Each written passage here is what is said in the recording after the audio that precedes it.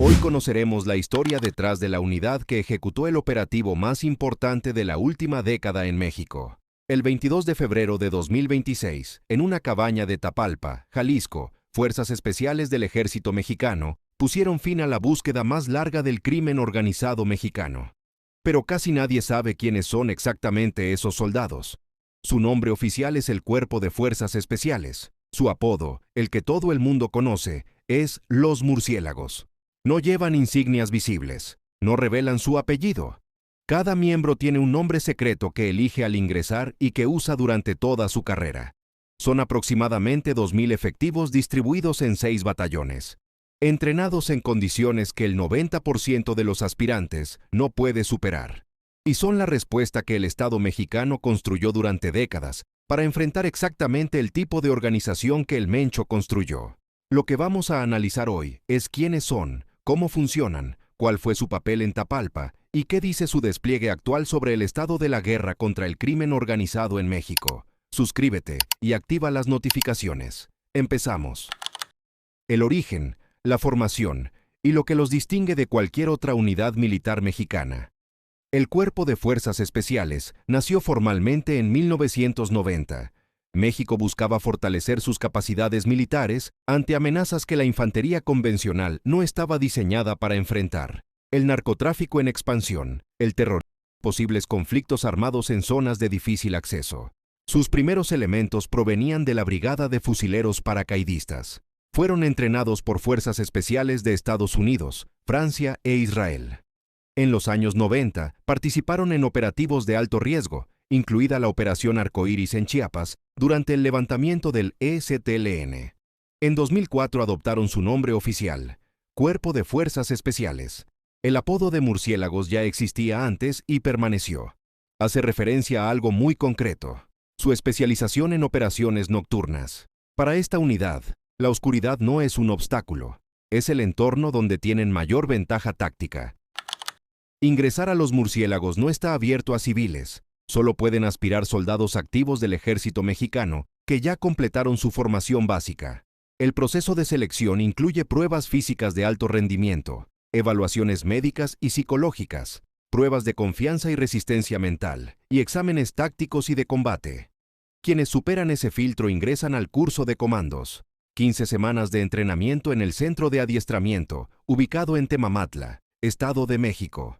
El curso incluye combate cuerpo a cuerpo, operaciones urbanas, guerra de guerrillas, paracaidismo, manejo de explosivos y supervivencia en desierto, jungla, montaña y ambientes acuáticos.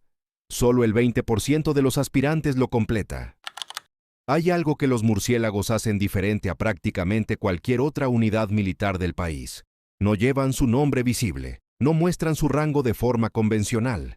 Cada miembro tiene un nombre secreto que elige al ingresar y un número de identificación que reemplaza su identidad durante todo el tiempo que permanece en la unidad. Eso no es protocolo ceremonial, es una medida de seguridad operativa real. Las organizaciones criminales que los enfrentan tienen capacidad de inteligencia humana significativa. Conocer la identidad de un elemento de fuerzas especiales pone en riesgo no solo al soldado, sino a su familia. El secreto es parte del entrenamiento desde el primer día. El equipamiento documenta su función. Helicópteros UH-60, Black Hawk 1000 Mi-17, Bell 212 y 412 para inserción y extracción. Vehículos blindados MATV Oshkosh y Plazan Sandcat para desplazamientos terrestres en zonas hostiles. Drones de reconocimiento y visores térmicos para operaciones nocturnas. Ese no es el equipamiento de una unidad policial, es el equipamiento de una fuerza de intervención diseñada para enfrentar objetivos con capacidad militar. Lo que The Associated Press documentó sobre los Murciélagos después del 22 de febrero. Durante años, el Cuerpo de Fuerzas Especiales operó con un perfil deliberadamente bajo. Sus operaciones no se anunciaban. Sus participaciones en operativos se confirmaban con semanas de retraso o no se confirmaban del todo. Eso cambió después del 22 de febrero de 2026. The Associated Press tuvo acceso a una agrupación de los Murciélagos pocas semanas después del operativo de Tapalpa, durante un entrenamiento a más de 4,000 metros de altitud en el Parque Nacional Iztaccíhuatl-Popocatépetl. Lo que los periodistas describieron no fue la celebración de una victoria, Fue la continuación de una rutina que no se interrumpió. Temperaturas bajo cero. Escalada en condiciones extremas. Ejercicios tácticos en el frío. Un elemento colocó una piedra con los nombres de los 35 oficiales que participarían en esa fase del entrenamiento. El escudo de la unidad, la frase «Todo por México» y el número del curso. Otro colocó una tabla tallada con la oración de la unidad. Así funciona la cultura interna de los murciélagos. Entre operativo y operativo, el entrenamiento continúa como si el operativo no hubiera ocurrido. Lo que confirmaron las autoridades sobre la participación de fuerzas especiales en Tapalpa es concreto. El operativo involucró 3 componentes: fuerza terrestre con elementos de fuerzas especiales del ejército, componente aeromóvil con 6 helicópteros y apoyo de aviones de la Fuerza Aérea.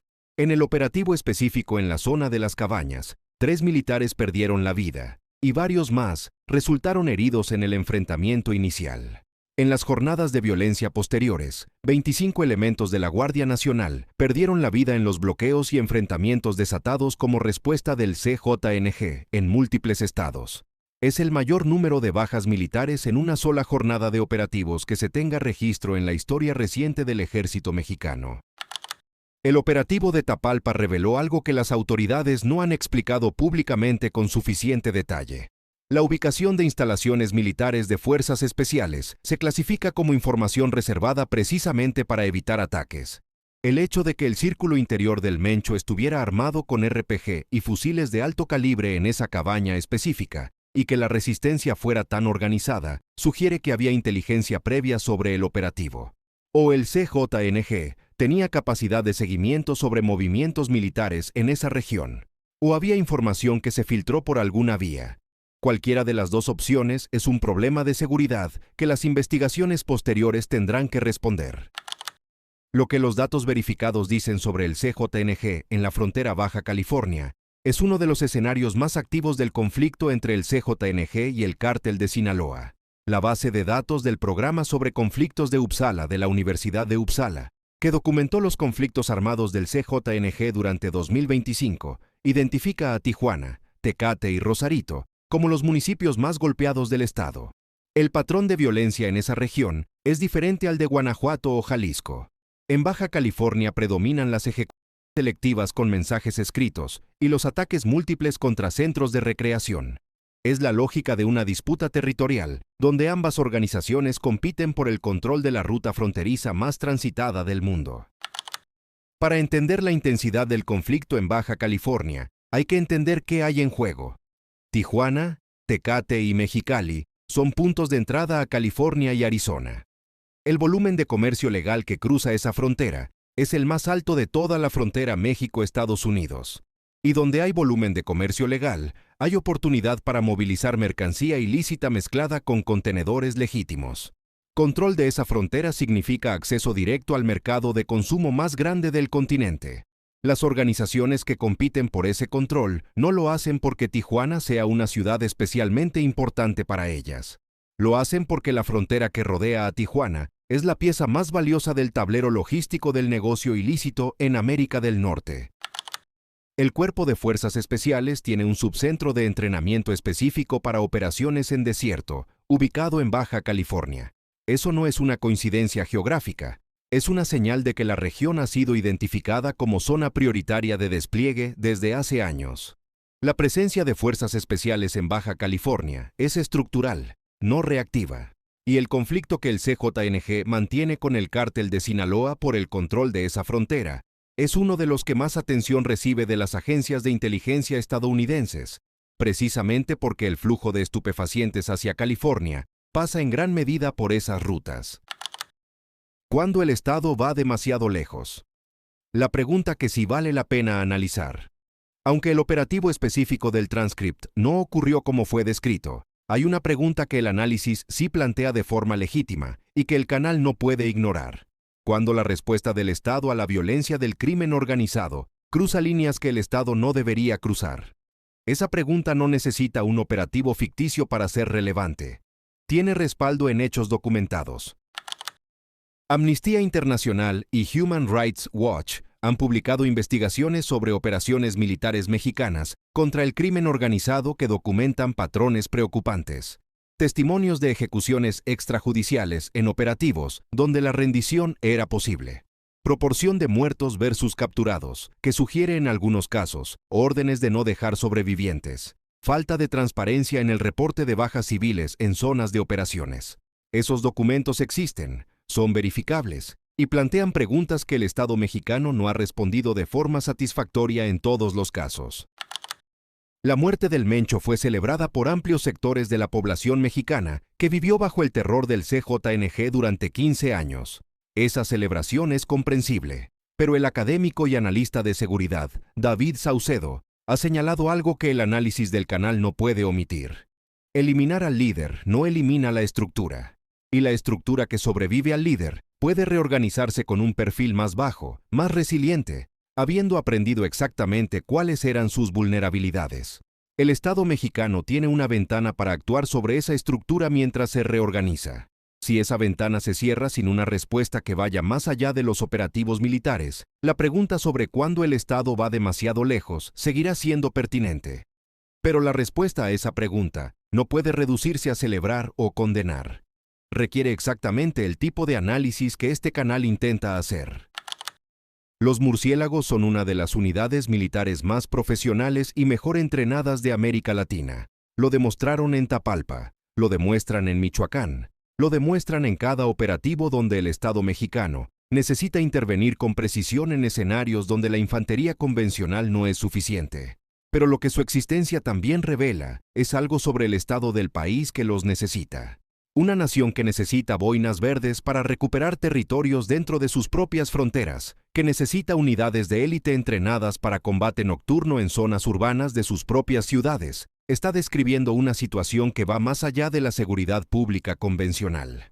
Es la descripción de un conflicto que lleva décadas sin resolución estructural.